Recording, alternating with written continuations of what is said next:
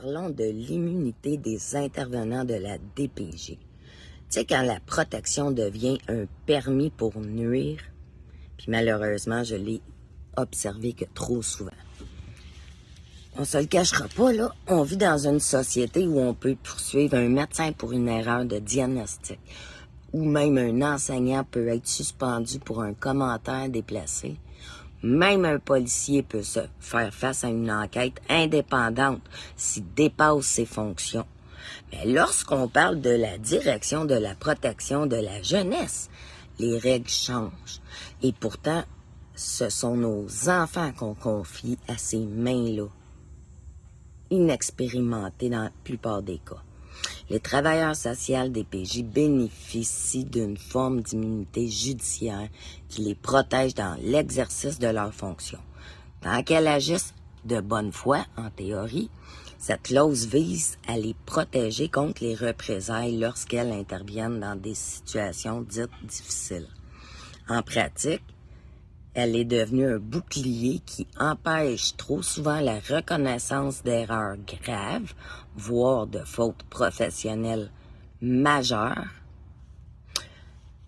Un exemple concret, une intervenante retire un enfant d'un milieu familial sur la base d'un soupçon non vérifié. Des années plus tard, il est prouvé que l'enfant n'était pas en danger, qu'il a subi des traumatismes majeurs liés à cette séparation injustifiée et que les parents ont été dévastés. Pourtant, aucune conséquence pour l'intervenante, aucune obligation de réparation et surtout aucun recours réel pour la famille. Pourquoi? Parce que la bonne foi a été présumée. C'est loin d'être un filet de sécurité et d'exercice avec discernement, là. Cette immunité-là est devenue une zone grise et voire dangereuse. Elle alimente un système où la responsabilité individuelle s'efface derrière le collectif, où les erreurs enterrées au nom du secret professionnel et où la peur de dénoncer est plus forte que l'élan de justice. Dans d'autres professions, on accepte l'idée que l'humain peut se tromper, mais qu'il doit répondre à ses actes.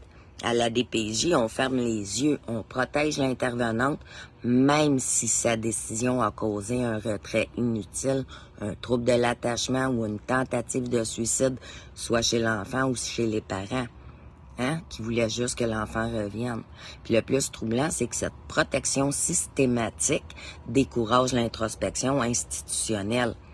Pourquoi se remettre en question quand